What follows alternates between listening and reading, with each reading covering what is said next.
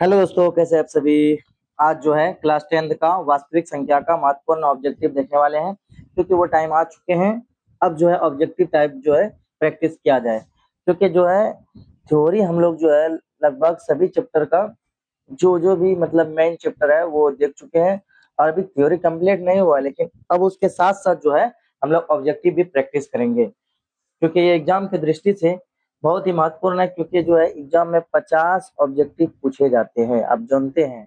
तो उसके लिए आप लोग अभी से ही रेडी हो जाइए, ठीक है। तैयारी करना शुरू कर दीजिए। आप अगर जब पहली बार मेरे चैनल पे हो तो चैनल को अभी सब्सक्राइब कर लीजिए, ताकि आने वाला जो है कोई भी वीडियो आपसे मिस ना हो जाए। क्योंकि आज पहला ही क्लास है ऑब्जेक्टिव का, ठीक है। और थ्योरी क्लास जो है हो चुके हैं। तो लास्ट तक वीडियो जरूर देखिएगा, और कैसा लगेगा वीडियो जरूर बताइएगा, ठीक है। तो चलिए बिना देरी के वीडियो स्टार्ट करते हैं। यहाँ पे क्या कह रहा है, देखिए परिमेय संख्या क्या दिया हुआ है। परिमेय संख्या p बटा q के q का मान किसके बराबर नहीं हो सकता। आप जानते हैं कि जीरो से, देखिए जीरो से कभी ये देखें कि किसी संख्या में भाग दिया जाता है, नहीं। तो इसीलिए जो है q का मान जो है जीरो कभी नहीं होगा, यानी कि q not equal to zero, ठीक है। तो ये आप लोग जानते हैं, ठीक है। तो इसीलिए जीरो का मान जो है, क्यू का मान जो है जीरो नहीं हो सकता। चलिए ये समझ में आ गया होगा। चलिए, तो दो क्रमागत सम संख्याओं का एचसीएफ क्या होता है। तो याद रखना, हमेशा एचसीएफ जो है दो क्रमागत, मान लेते हैं एग्जांपल लेते हैं, ये दो सम संख्या 2 और 4, ये दोनों सम संख्या है। इसका एचसीएफ देखिएगा, निकालिएगा। ऐसा पड़ा जो दोनों को काट दे, ठीक है। तो दोनों को जब कटेगा, देखिए 2 दूना 4, तो ऐसा पड़ा दो ही है, तो इसीलिए जो है इसका आंसर क्या हो जाएगा, 2 हो जाएगा। देखिए यदि ए बी दोनों अभाज्य संख्या है, तो उसका एलसीएम क्या होगा। तो आप जानते हैं कि ए बी दोनों अभाज्य संख्या है, उसका एलसीएम क्या होगा, दोनों का गुणनफल होता है। इसीलिए जो इसका डी नंबर जो है करेक्ट आंसर हो जाएगा, ठीक है। चलिए नेक्स्ट, यूक्लिड विभाजन प्रेमिका के अनुसार ए बराबर बी क्यू प्लस आर में आर का मान कौन सा संबंध जो है सही है। तो देखिए यहाँ पे जो है ना, बी नंबर इसका करेक्ट लग रहा है, सही है, ठीक है। तो इसका बी नंबर जो है करेक्ट हो जाएगा। निम्नलिखित में से कौन सा जो है अपरिमेय संख्या है।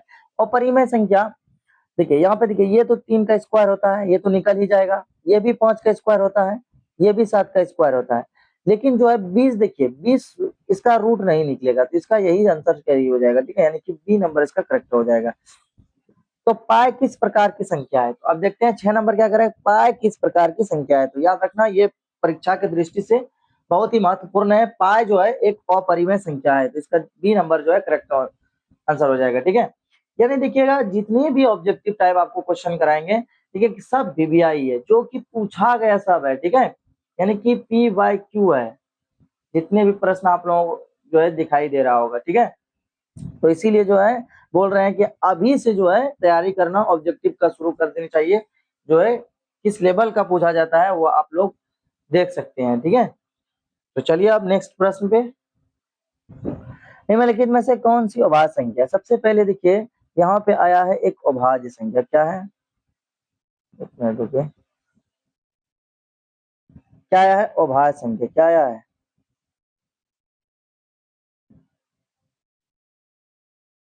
अभाज्य संख्या सबसे पहले जान लेते हैं क्या है। तो याद रखना, जो स्वयं से कटे, जो स्वयं से कटे या एक से कटे, उसे क्या कहते हैं, अभाज्य संख्या। तो ऐसी संख्या देखिए जो कि खुद से या एक से करता हो, तो ये तो करता है, देखिए ये 3 5 तो कर रहा है, ये 4 3 से कर रहा है, ठीक है, 6 से भी कर रहा है। लेकिन 23 जो है वो या तो खुद से कटेगा या जो है एक से कटेगा, इसीलिए इसका करेक्ट आंसर क्या हो जाएगा, 23 हो जाएगा। 140 के अभाज्य गुणनखंड में 5 का अधिकतम भाग भाग क्या होगा। तो याद रखना, 5 का अधिकतम घात देख लेते हैं क्या होगा, ठीक है। 140 का निकाल लेते हैं, तो इसका आधा क्या हो जाएगा, 70 हो जाएगा, ठीक है। और इसका आधा क्या हो जाएगा, 35 हो जाएगा। और 5 सत्ते क्या हो जाएगा, 35 हो जाएगा।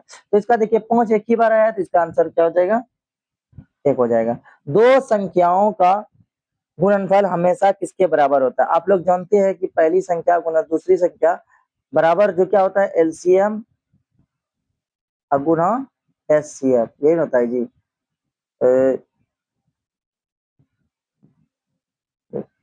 एचसीएफ, ठीक है, यही होता है। तो इसका करेक्ट आंसर क्या हो जाएगा, यहाँ पे दिया हुआ है, ठीक है, सी नंबर में।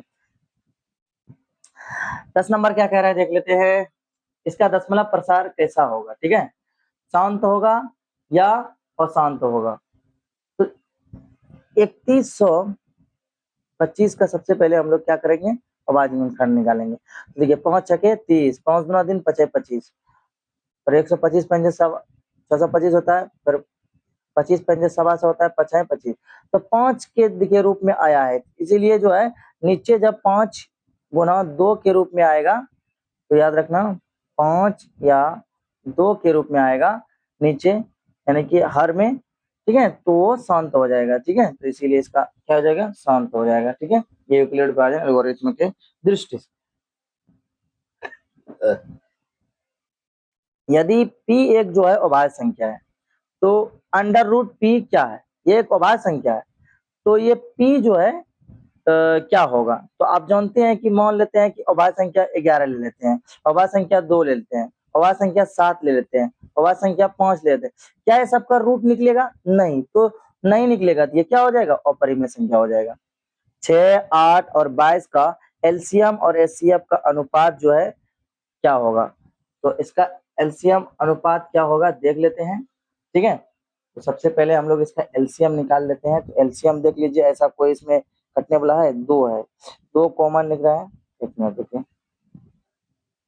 2 8 और 22, ठीक है, इसका तो खत्म हो जाएगा, 4 इधर आ जाएगा 11, तो 11 चौक 44, 44 दूना 88, 88 इसका क्या हो जाएगा, एलसीएम आ जाएगा, ये ना आएगा जी, वो यहाँ पे 6 था, सॉरी 3, ठीक है। तो अगर चौक 44, 44,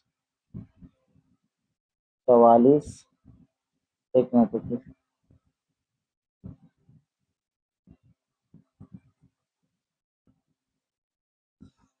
यहाँ पे है ना 6 था, ठीक है, 6, 8 और 22 ये था ना, तो इसका देखिए 3, इसका हो जाएगा 4, 11, ठीक है। अब देख लेते हैं यहाँ पे ऐसा कोई पढ़ाई नहीं करने वाला है, अगर चौक 44, ठीक है, 44 द्वितीय 6, तो चौका 24, 24 गुना 11, 4 2, फिर 4, फिर यहाँ 2, 4 6, 264, इसका क्या आ गया,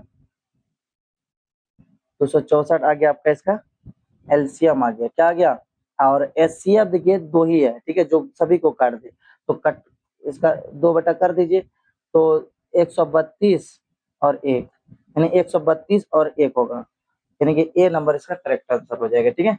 उम्मीद करते हैं कि ये सब समझ में आया होगा।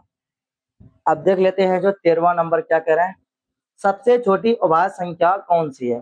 तो आप जानते हैं कि सबसे छोटी अभाज्य संख्या क्या है, 2 है, बच्चे से पढ़ते आ रहे होंगे। सबसे छोटी भाज्य संख्या और सबसे छोटी अभाज्य संख्या का एचसीएफ जो है वो जो है क्या होगा, तो सबसे छोटी भाज्य संख्या आपका क्या हो जाएगा, 4, ठीक है, और सबसे छोटी अभाज्य संख्या आपका क्या हो जाएगा, 2। तो इसका हमको क्या निकालना है, एचसीएफ निकालना है। तो ऐसा पढ़ा जो कि दोनों को काट दे, तो वो है 2 ही, ठीक है, तो इसका एचसीएफ क्या हो जाएगा, 2 हो जाएगा, ठीक है। निम्नलिखित में से कौन सा युग्म जो है स्वअभाज्य है, तो इनमें से जो है कौन सी जो है स्वअभाज्य संख्या है। देखिए स्वअभाज्य संख्या सबसे पहले होता क्या है, ठीक है, जिसका जो है ना अंतर मान लेते हैं कि एक इसका एचसीएफ जो है एक आता हो, ठीक है। तो ऐसा देख लीजिए कहाँ पे ऐसा है, तो यहाँ पे ये तो होगा नहीं क्योंकि इसमें आ रहा है, इसमें भी देखिए नहीं होगा, तो ऐसा पढ़ा चुनना है जो कि जो है नहीं हर चीज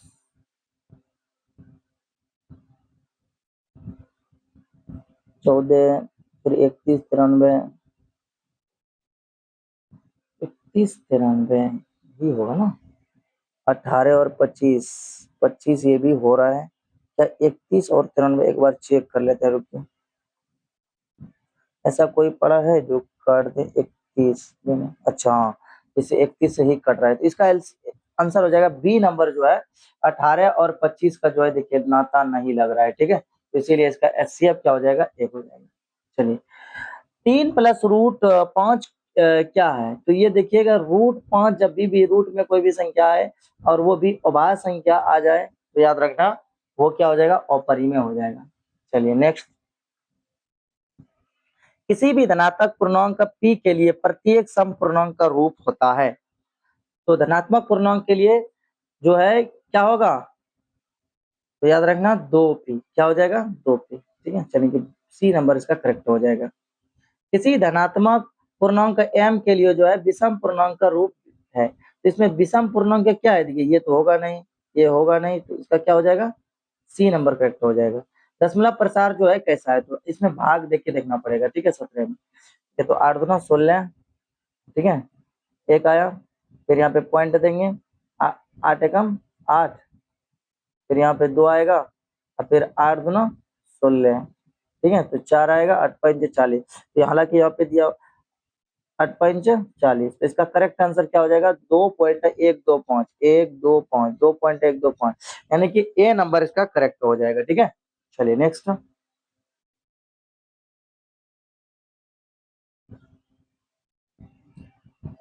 √2 और √3 के बीच जो है परिमेय संख्या है। √2 और √3 के बीच जो है परिमेय संख्या है। तो सबसे पहले ये पता होनी चाहिए कि √2 का मान कितना होता है, √3 का मान कितना होता है, क्योंकि ये दोनों का मान अगर जब पता रहेगा ना तो आधा काम जो है आसान हो जाएगा, ठीक है। इसका मान होता है 1.41 और इसका मान जो होता है वो 1.73, ठीक है। ये मान जो है आप लोगों को 1 से लेकर जो है ना, यानी कि √2 से लेकर √10 तक कम से कम उसका मान याद कर लीजिए, ठीक है, ताकि जो है आप लोगों को आसानी हो, क्योंकि ये पूछा जाता है, ठीक है। तो इसके बीच जो है आप लोगों को अच्छे से निकाल के देख लीजिएगा, हम बगल में निकाल लिए, ठीक है। तो इसका आंसर क्या, क्योंकि बड़ा वीडियो बन जाएगा फिर इसका, इसमें बीच में परिमेय संख्या कितनी है, 1.5 हो जाएगा इसके बीच वाली, ठीक है। चलिए नेक्स्ट, निम्नलिखित में से किसका दशमलव प्रसार जो है अशांत है, तो इसमें देखिए 2 और 5 के रूप में किसका, यानी कि 2 पर पावर m और 2 पर पावर n के रूप में जो है जिसका रूप नहीं आएगा वही हो जाएगा इसका दशमलव प्रसार अशांत हो जाएगा, ठीक है। तो यहाँ पे देखिए ये तो 2 के पावर 3 आएगा, यहाँ तो दिया ही है, ये 2 पर आएगा, ठीक है, जितना भी आए। लेकिन ये देखिए 343 जो है ये 7 के पावर 3 है, तो इसीलिए इसका करेक्ट आंसर क्या हो जाएगा, डी नंबर हो जाएगा, ठीक है।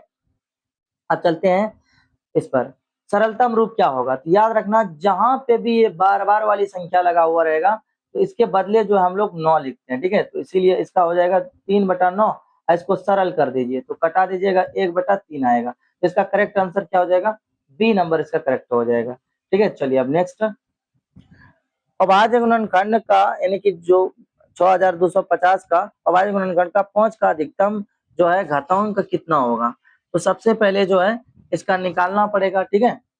तो इसका निकाल लेते हैं 6250, ठीक है। तो इसके आधा सबसे पहले करते हैं, तो द्वितीय 6, 2 एकम दे, 2 दूना 4, 2 पंच 10।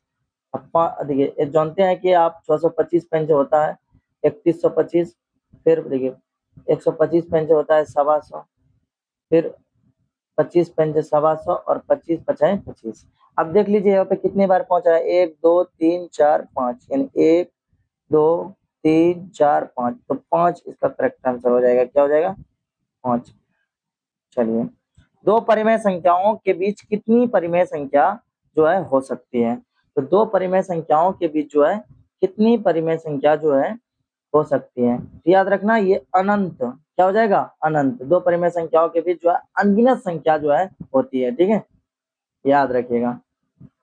n² - 1 8 से विभाज्य है यदि n एक क्या है, n एक क्या होनी चाहिए, तो याद रखना n एक जो है आपका विषम संख्या होनी चाहिए, ठीक है। चलिए क्या हो जाएगा विषम संख्या, यानी कि मान लेते हैं कि n की जगह पे विषम संख्या मान लेते हैं, कोई भी 3 मान लेते हैं, ठीक है। तो यानी कि n² - 1, ठीक है, और 3 का स्क्वायर कर लेते हैं -1, 3 तिया 9, 9 में 1 घटेगा तो क्या आएगा 8 आएगा, तो कि इसका आंसर यहाँ पर दिया 8 से विभाज्य है तो 8 से विभाज्य हो जाएगा, तो विषम संख्या रखना पड़ेगा, ठीक है। चलिए नेक्स्ट, अब यहाँ देखो 2/√2 और जो है बटा √2 कैसी ये संख्या है, तो ये कैसी संख्या है, तो ये देखिए ये दोनों कट जाएगा तो बचेगा दो, दो क्या हो जाएगा, परिमेय संख्या हो जाएगा। ठीक है, तो फिर दो दो कट जाएगा। चलिए, अनगिनत की आधार अंकगणित की आधारभूत प्रमेय किस गणितज्ञ ने दी है? तो 27 नंबर का क्या हो जाएगा, तो याद रखना ये गॉस ने दिया था, यानी कि बी नंबर इसका करेक्ट हो जाएगा। अब यहाँ पे देखिए x पर पावर n प्लस 1 का गुणों का जो है इतना है, तो n निश्चित रूप से क्या होगा, तो निश्चित रूप से क्या होगा, x प्लस 1, तो ये एक विषम संख्या होनी चाहिए। ठीक है, तो यानी ए नंबर इसका करेक्ट आंसर होनी चाहिए। चलिए, अगला प्रश्न, प्रत्येक परिमेय संख्या होती है, प्रत्येक परिमेय संख्या क्या होती है, एक वास्तविक संख्या होती है। क्या होती है, एक वास्तविक संख्या। 22/7 क्या है, एक कैसी संख्या है, याद रखना ये अपरिमेय संख्या है। क्या ये अपरिमेय संख्या 22/7, ओ नहीं सॉरी, ये p/q के रूप में है ना, p/q के रूप में जो रहता है ना, तो याद रखना, एक मिनट रुको, एक मिनट रुकिए, तो टिक लग जाता है, ये p/q के रूप में है, तो याद रखना ये परिमेय संख्या हो गया। क्या हो जाएगा, ये एक परिमेय संख्या है। ठीक है, लेकिन अगर इसके जगह पे पा आएगा तो मतलब हो सकता है, होगा क्या, मतलब ये अपरिमेय संख्या होगा। क्या होगा, अपरिमेय संख्या। चलिए, 31वां, 4 पर पावर n के अंत में शून्य आने के लिए 4 के गुणनखंड में कौन सी संख्या होनी चाहिए, याद रखना, तो 4 के गुणनखंड में कौन संख्या होनी चाहिए, तो 5 आनी चाहिए। क्या आनी चाहिए, 5 आनी चाहिए। ठीक है, यानी कि 2 और 5, यानी 2 पर पावर m गुना जो है 2, अभी बताएं कि 5 पर पावर m इस रूप में अगर आएगा जो है, तब दोनों जरूरी है। चलिए, यदि एचसीएफ इतना है तो एलसीएम क्या होगा, 32 नंबर का क्या हो जाएगा, तो एलसीएम अगर देख लेते हैं, यानी कि 306 गुना क्या दिया हुआ है, 657, 657 अब बटा क्या दिया हुआ है, 9 दिया हुआ है। ठीक है, तो हम करते हैं, कटता है ये जी, 6 3 9 कटेगा। ठीक है, तो दिखेगा 9 तिया 27 और 9 चौके 36, यानी 34 गुना जो है 657 कटने पर पता चला। तो इधर जो हम लोग क्या कर लेंगे,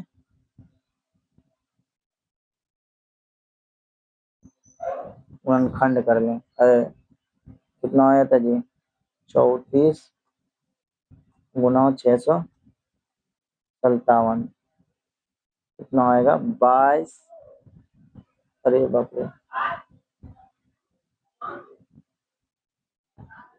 कितना आया था जी,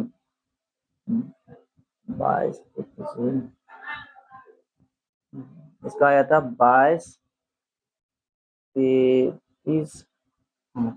ठीक है, जो कि इसमें दिया होगा कहीं, ए नंबर इसका करेक्ट हो जाएगा तब। ठीक है, ए नंबर में यहाँ पे देखिए दिया हुआ है कि नहीं, इसका करेक्ट आंसर ए हो जाएगा।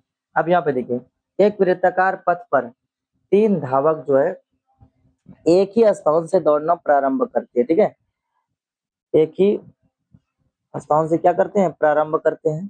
ठीक है, क्रमशः 1 घंटे, 3 घंटे और 5 घंटे लगते हैं, तो तीनों को प्रस्थान बिंदु तक पुनः मिलने पर लगा समय क्या होगा, तो 33 नंबर का क्या हो जाएगा, यानी कि इसका एलसीएम ही निकालना पड़ेगा। जब भी इस तरह दिया होगा 1 3 5 का एलसीएम देख लीजिए, गुना कर दीजिए, क्योंकि यहाँ कटाइए या कुछ कर दीजिए, तीनों को एक ही बार में कटना, मतलब कि एक एक करके ही कटना पड़ेगा, क्योंकि किसी भी पढ़ाई में जो है नहीं आ रहा है।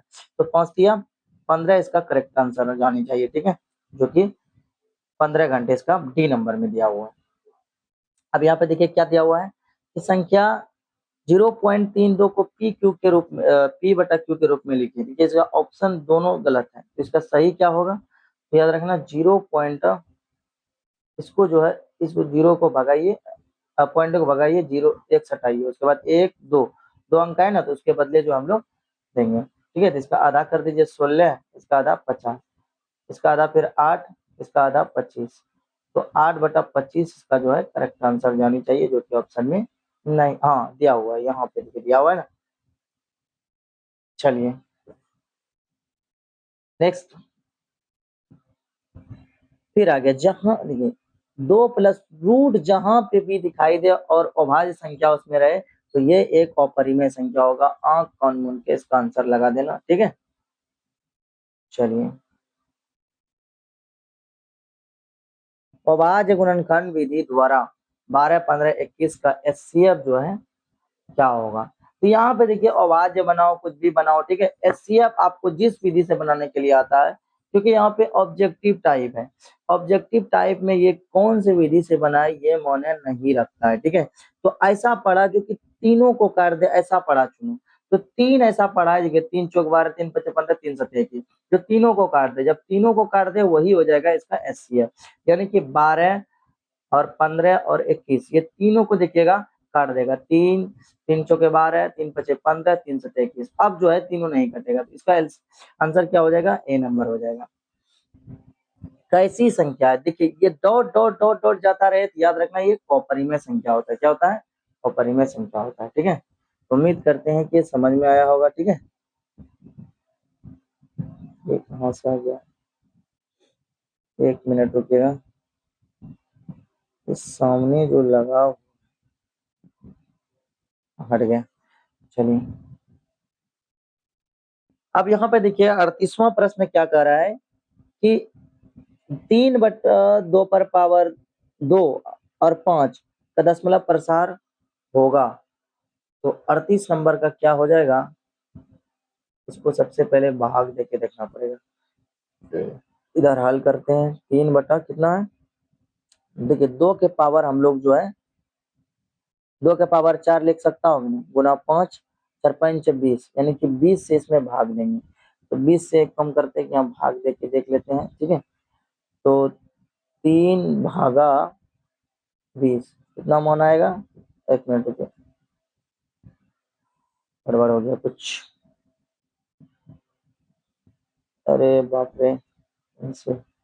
3 भागा कितना था, अब 20 ना, बराबर 0.15, ठीक है। इसका करेक्ट आंसर क्या हो जाएगा, 0.15, 0.15 का यहाँ पे दिया हुआ है, अभी तुरंत देख आप लोगों के सामने किए, ठीक है। चलिए, दो संख्याओं का एचसीएफ 15 और एलसीएम 105 है। यदि एक संख्या 5 है तो दूसरी संख्या क्या होगा। तो 39 नंबर का क्या हो जाएगा, तो सबसे पहले देख लेते हैं यहाँ पे क्या दिया, 15 अगुना जो है क्या दिया हुआ है 105। तो इधर करते हैं तो भाग में चले आएंगे तो 5। अब देखिए ऐसा पढ़ा चुनिए जो कि तो 5 दिया 15 और 105 दिया 315 हो जाएगा, तो जो कि बी नंबर में इसका दिया हुआ है। अगला प्रश्न, निम्नलिखित में से कौन सा विजातीय अलग प्रकार यानी अलग प्रकार का है। तो 40 नंबर का क्या हो जाएगा, 40 नंबर का हो जाएगा आपका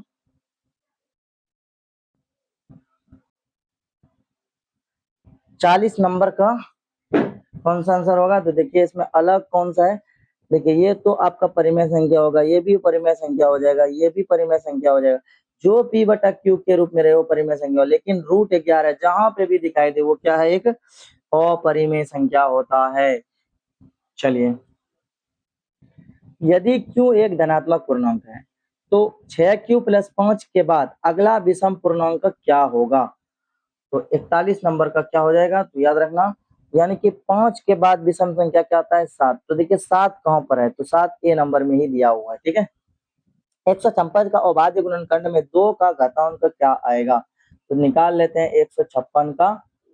तो याद रखना 2 सते 14, 2 अठे 16, 2 तिया 6, 2 नमा 18 और 3 39। यहाँ पे बोल रहा है 2, तो 2 का जो है कितना बार आया, 2 ही बार आया। देखिए 1 2 2 ही बार ना आया। चलिए, वास्तविक संख्या किन दो प्रकार की संख्याओं का संग्रह है। तो किसका है, वास्तविक संख्या परिमेय और अपरिमेय दोनों आता है, ठीक है। 7/20 दशमलव प्रसार कैसा होगा। तो 20 का ही देख लीजिए, अगर जो 2 और 5 के रूप में आता है तो ये हो जाएगा शांत, ठीक है। तो इसका आ जाएगा 10, 5, तो बिल्कुल आया तो ये क्या हो जाएगा, शांत हो जाएगा। क्या हो जाएगा, शांत हो जाएगा, ठीक है। चलिए नेक्स्ट, यूक्लिड विभाजन जो है एल्गोरिथम का दो धनात्मक पूर्णांक के निम्नलिखित में से कौन सा जो है परिकलित करने की तकनीक है। तो 45 नंबर का क्या हो जाएगा, तो याद रखना एचसीएफ हो जाएगा। क्या हो जाएगा, यानी कि यूक्लिड विभाजन एल्गोरिथम में मुख्य उपयोग जो है एचसीएफ निकालने के लिए ही होता है, ठीक है, ज्यादातर प्रयोग।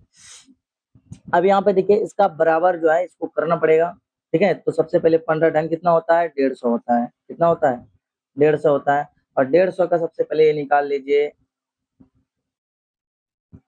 इसका आधा कितना होता है, 75, 25 या 75, ठीक है, 5 25, तो 5 तो आप लोगों का निकल जाएगा, ठीक है। यानी इसका जो अंडर में आया क्या आया, 2 गुना 3 गुना 5 गुना 5, तो 5 देखिए ये बाहर आ गया, अंदर में क्या बचा, 2 तिया 6, ऑप्शन में जहां पे भी होगा होगा आंसर यही, यानी ए नंबर में इसका दिया हुआ। चलिए नेक्स्ट प्रश्न। अब जो है मात्र बचा है 4 प्रश्न, कितना, हाँ 4 प्रश्न बचा हुआ है। आप अभी तक मेरे चैनल पे हो और चैनल को नहीं सब्सक्राइब किए हैं, नहीं किए हैं तो चैनल को अभी कर लीजिए सब्सक्राइब, ताकि आने वाले वीडियो जो है आपसे मिस ना हो जाए, ठीक है। तो 47 नंबर देखते हैं क्या कह रहा है। 47 नंबर में कह रहा है कि ये क्या है, जहां पे भी दिखेगा ये मतलब कि अनंत संख्या दिखे तो याद रखना ये क्या है, एक अपरिमेय संख्या, क्योंकि ये कटने वाली संख्या नहीं है, ठीक है। जितना भी भाग देते रहो, ठीक है। अगर इस प्रकार रहे यानी कि 3 पर पावर ऐसे और लकीर लगा हुआ है, यानी कि आपका बार-बार की संख्या लगा हुआ है, तो ये परिमेय संख्या होता है। इसे पी बटा क्यू के रूप में लाया जा सकता है, लेकिन इसको नहीं लाया जा सकता, ठीक है। इसीलिए ये क्या है, अपरिमेय संख्या है। अभाज्य संख्या p के लिए जो है अंडर रूट p जो है हमेशा क्या होता है, तो याद रखना ये क्या होता है, अभाज्य संख्या। अब मान लेते कोई भी अभाज्य संख्या 7 ले लो, 2 ले लो, 5 ले लो, ये सब क्या है, तो अभी तो ऊपर में भी बता चुके हैं, तो ये क्या है, अपरिमेय संख्या है। तो ये देखिए कितने अभाज्य गुणनखंड है, 49 नंबर का क्या हो जाएगा, तो सबसे पहले जो है इसका निकाल लेते हैं, ठीक है। तो 1 मिनट रुकिएगा, इसको पूरा साफ कर लेते हैं पहले। तो सबसे पहले जो है इसका अभाज्य गुणनखंड निकाल लेते हैं। 5 5 0 5 जार 5 है ना, तो ये 5 से ही कटेगा, ठीक है। 5 ढंग 50, 0 5 एकम 5। तो अब देखिए इस किससे कटने वाला है, कौन सा कटेगा, नहीं 7 से देखते हैं। 7 एकम 7, 3 बचेगा, 7 चौक 28, 7 21, 143 अब किससे कटेगा, 143, 11 एकम 11, हाँ 11 से कटेगा, 11 एकम 11, 11 33, अब ये 13 कटेगा। अब देख लीजिए कितना आया, 1 2 3 4, कितना इसका जो है, कितने अभाज्य गुणनखंड है, तो 4 है, ठीक है। चलिए उम्मीद करते हैं कि ये भी समझ में आया होगा। चलिए अब नेक्स्ट प्रश्न, जो कि आज का जो है लास्ट प्रश्न होगा, ठीक है, नहीं हाँ लास्ट प्रश्न होगा। 50 नंबर ये तो हो चुका है अभी, ठीक है। तो 50 नंबर बचा हुआ है, ठीक है। कैसा लगा वीडियो जरूर कमेंट में बताइएगा, ठीक है। और किसी प्रकार की दिक्कत हो वो भी कमेंट कीजिएगा, जरूर हम कमेंट को देखेंगे, ठीक है। किसी भी पूर्ण चलिए 50 नंबर का देख लेते हैं, लास्ट प्रश्न क्या कर रहा है, किसी भी पूर्णांक m के लिए प्रत्येक विषम संख्या का रूप होता है। तो विषम संख्या देखिए आपका जो है इस रूप में होता है, ठीक है, यानी कि डी नंबर में इसका करेक्ट आंसर दिया हुआ है, ठीक है। यानी कि इसका जो है मानक रूप यही होता है, ठीक है, मानक रूप। तो ये 50 महत्वपूर्ण वीवीआई क्वेश्चन था पहला चैप्टर का, ठीक है। यहीं से प्रश्न जो है जितने भी पूछा जाएगा फर्स्ट प्रश्न, यानी कि पहले चैप्टर का जो है यहीं से पूछा जाएगा। 3-4 प्रश्न जो है ऑब्जेक्टिव का हर साल जो है 3-4 के 10 प्रश्न यहाँ से पूछा जाता है ऑब्जेक्टिव टाइप, ठीक है, क्योंकि ये बेसिक चैप्टर है, ठीक है। इसमें आप लोग ये चैप्टर में जो है देखिएगा 5वीं क्लास से लेकर जो है ये लिंक है 10वीं क्लास तक, ठीक है। यहीं से स्टार्ट होता है ये चैप्टर बेसिक। ये चैप्टर में क्या है, बेसिक चीज है, ठीक है। वास्तविक संख्या नौमी है, ठीक है।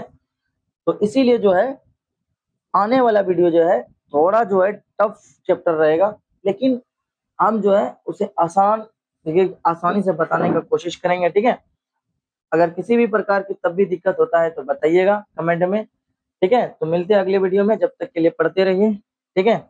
और अपने दोस्तों को जो भी है शेयर कर दीजिए, ठीक है, ताकि जो है वो भी, अभी शुरुआती पहला ही क्लास था, ठीक है, तो इसीलिए अभी से किसी का हम नहीं सोचते हैं कि छूटे। तो चलिए मिलते हैं अगले वीडियो में नेक्स्ट चैप्टर के साथ।